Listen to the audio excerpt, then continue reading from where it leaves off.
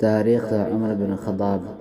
Silsiladan waxaan ku soo bandhigaynaa taariikh saxaabiga rasuulka ee ugu khayrka badnaa marka laga yimaado Abubakar iyo nebiyada Ilaahay. Waa Cumar ibn Khadaab. Waxaan ka hadli doonaa qaybo kala duwan oo noloshiisa ah, xilligii jaahiliga iyo Cumar markuu islaamay iyo noloshii markuu la noolaa nebiga, khaliifadii Abubakar iyo isagoo markuu xilka u qabtay muslimiinta, geeridiisii iyo fadligiisii, magaciisa iyo nasabkiisii iyo naanastiisiiba.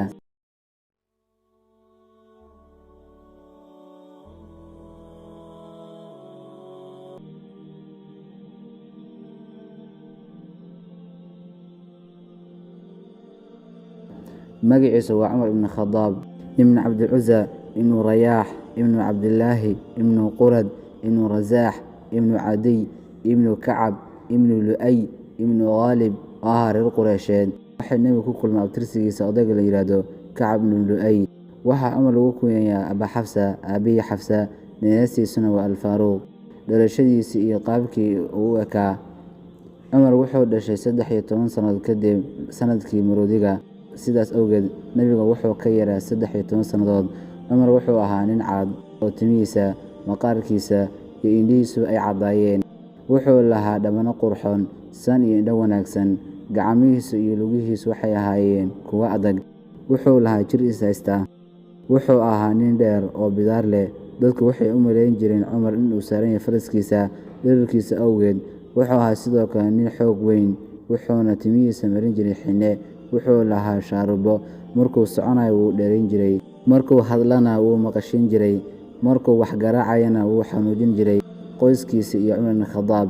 Cumar aabihii waa Khadaab ibn Nufayl.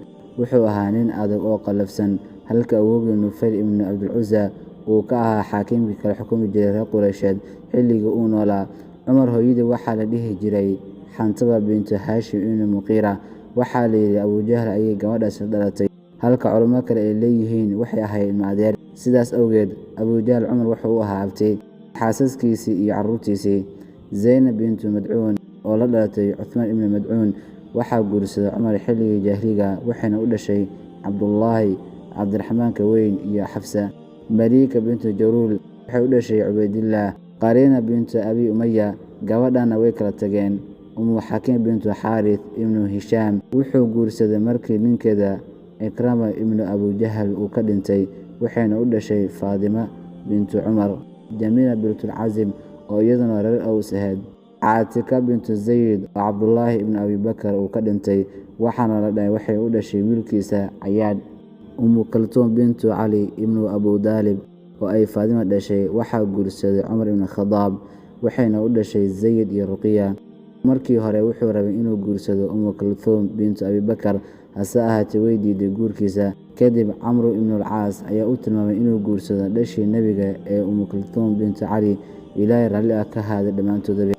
guud ahaan ubadka Cumar ibn Khadaab uu dhalay waa 13 carruur ah, waxayna kala yihiin Zaydka weyn, Zaydka yar, Caasim, Cabdullaahi, Cabdiraxmaanka weyn, Cabdiraxmaanka dhexe, Cabdiraxmaanka yar, Cayaad, Xafsa, Ruqiya, Zaynab iyo Faadima. noloshiisii xilligii jaahiliga. Cumar wuxuu ku soo barbaray carabtii jaahiliga ahayd, haddana wuxuu dhalinyarada kaga soconaa inuu bartay wax aqrinta iyo qoraalkaba. sidoo kale wuxuu aabihii u raaci jiray geela, wuxuuna tilmaamay Cumar in aabihii uu ahaa nin adag oo qallafsan, kaasoo dili jiray hadduu geela dayaco. sidoo kale wuxuu geela u raaci jiray habaryarihii oo reer Bani Maqsuum ahaa. waa mid ka mid ah qabiilada ugu waaweynaa reer Quraysh, waana qoyska uu ka soo jeedo Khaalid ibn Waliid iyo Abu Jahl. Cumar Ilaahay raalli ah ka ahaadee waxaa kale oo dhisi jiray jirkiisa, isagoo ahaa nin legdama.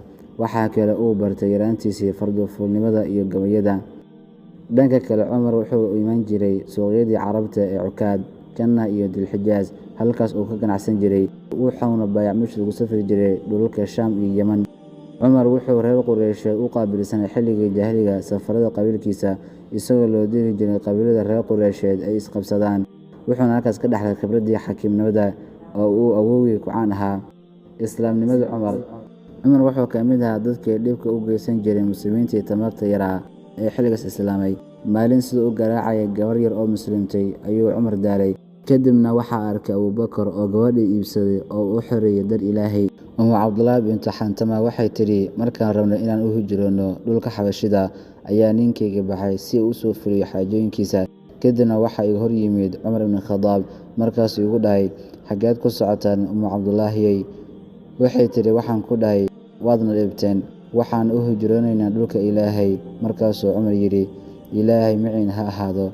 Arrintaas ayay Cabdulaahi ka dareentay dabacsanaantii Cumar ibn Khadaab, waxayna u sheegtay ninkeedii markuu yimid. Markaasuu ninkii ku dhahay, ma waxaad u malaynaysaa Cumar inuu islaamayo? Waxay tidhi, haa. Wuxuu yidhi, isagu islaami maayo ilaa uu ka islaamo dameerka Khadaab. Dhanka kale, maalin maalmaha ka mid ah, rasuulka Ilaahay ayaa ku ducaysay inuu Ilaahay islaam ku xoojiyo labada Cumar. Wuxuuna dhahay, Ilaahayow waxaad islaamnimada ku xoojisaa labada Cumar kaad jeceshahay. Labada Cumarna waa Cumar ibn Khadaab iyo Cumar ibn Haashim oo ahaa Abu Jahal go'aankiisa ahaa inuu dilo rasuulka Ilaahay. Reer Quraysheed ayaa shiray, waxayna go'aamiyeen inay dilaan Maxamed calayhi salaatu wasalaam, waxaana hawshaas loo xil saaray Cumar ibn Khadaab. Kadibna Cumar waa soo baxay isagoo wata hubkiisii iyo seeftiisii, waxaana ka hor yimid Nucaym ibn Cabdulaahi oo ku dhahay, Cumarow, xaggeed ku socotaa? Wuxuu yidhi, waxaan raadinayaa ninkan bedelay diintayada ee ceebeeyey ilaahyadeen. Markaasuu Nucaym yidhi, haddaad dishay adigu xaggeed ka gelaysaa reer bani Cabdimanaaf? Wuxuu dhahay Cumar, adigaaba diinta bedelay sow maaha? Dabadeedna labadani way wada doodeen. Kadibna Nucaym ayaa dhahay, haddaad cid wax ka qabanaysid, maxaad wax uga qaban weyday walaasha Faadimo iyo saygeeda Siciid oo iyaguna bedelay diinta? Cumar intuu carooday ayuu aaday guri walaashii. Cumar markuu guriga u soo dhowaa ayuu maqlay codka dadka subcinaya. Markaasuu xoog u garaacay albaabka, waxayna dhaheen, waa kuma? Wuxuu dhahay, waa aniga Cumar. Kadibna Khabaab ibnu Arad oo ka mid ahaa saxaabadii tamarta yaraa oo xilligaas jooga guriga ayaa dhuntay. Waxaa furay albaabkii Saciid ibnu Zayd. Markaasuu Cumar dhahay, muxuu ahaa codkii aan maqlayay? Waxay dhaheen, waa hadalkayagii. Wuxuu yidhi, waa beddesheen diintiinni sow maaha? Markaasuu Saciid yidhi, ka warran haddii uusan xaqu dhankaaga ahayn Cumarow. Dabadeedna Cumar wuxuu ku bilaabay Saciid dagaal waa legdabayn, isagoo caloosha kaga fadhiistay. Waxaa isla ka qabo walaashiis Faadima. Kadibna dharbaxa ayuu Cumar wejiga kaga dhuftay, waxaana ka yimid dhiig wejigeeda. Markaasay tidhi Faadima, annaga rumayn Ilaahay keligiis iyo inuu Maxamed yahay rasuulka Ilaahay. Cumar markuu arkay dhiigga walaashiis ayuu qalbi jilcay, wuxuuna dhahay, ii dhiib saxiifadda. Waxay ku tidhi, daahir ma tihid ee soo qubayso. Waanu soo qubaysay. Markuu soo qubaysay ayuu akhriyay suuradda Daha. Bismillaahi الرحمن الرحيم. ضاها ما أنزلنا عليك القرآن لتشقى إلا تذكرة لمن يخشى تنزيلا ممن خلق الأرض والسماوات العلى الرحمن على العرش استوى له ما في السماوات وما في الأرض وما بينهما وما تحت الثرى وإن تجهر بالقول فإنه يعلم السر وأخفى الله لا إله إلا هو له الأسماء الحسنى. markuu Cumar quraanka akhriyay ayuu dhahay, ilaah baan ku dhaartay, ilaah sifooyinkaas leh xaq buu u leeyahay in la caabudo. Wuxuuna yidhi, intuusan Maxamed gaarin waan islaamayaa. Markuu sidaas dhahay ayaa waxaa soo baxay Khabaab ibnu Arad oo yidhi, bishaarayso Cumarow. Isniinta ayuu nebigu lahaa, ilaahow waxaad islaamka ku xoojisaa labada Cumar kaad jeceshahay, ee ilaah ayaa ku jecel ee ku bishaarayso. Cumar wuu soo baxay, wuxuuna u yimid qolkii ay ku jireen nebiga calayhi salaatu wasalaam iyo saxaabadiisii. Waxaana qolka jooga Xamse ibnu Abi Daalib oo 3 maalmood ka hor soo islaamay. Markuu Cumar albaabka garaacay ayay dhaheen, waa Cumar oo seef wata. Markaasuu Xamse yidhi, ka fura, hadduu shar u yimid seeftiisa ayaan ku dilaynaa, hadduu khayr u yimidna waa sidaan rabnay. Hase ahaatee rasuulka ayaa ka furay oo qabtay guntigiisa iyo seeftiisii, kuna dhahay, Khadaabow, maad joojin dhibka intaanu Ilaahay kugu soo rogin qaarico.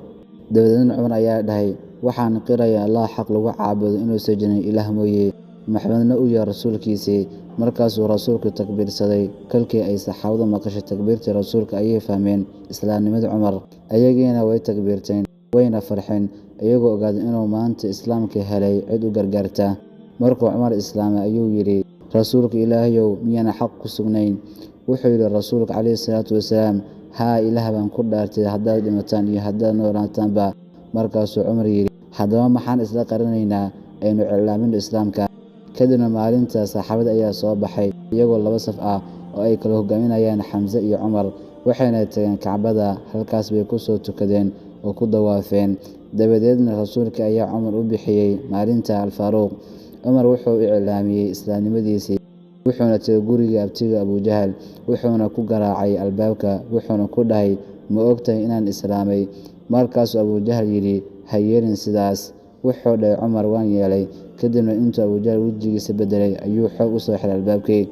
Sidoo kale odayaashii dhibka badnaa ee reer Quraysheed ayuu guryahooda u tegay isagoo u sheegaya inuu islaamay, ilaa markii dambe uu u tegay ninka reer Quraysh u qaabilsanaa weliynimada oo qaylo dheera lana dhihi jiray Jamiil ibnu Mucammar, wuxuuna ku dhahay, Jamiilow, waan islaamay.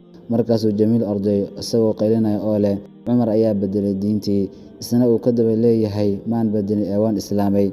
Cumar wuxuu u tegay odayaashii reer Quraysheed, waxayna islaynayeen ilaa qorraxdii ay ka dhacday.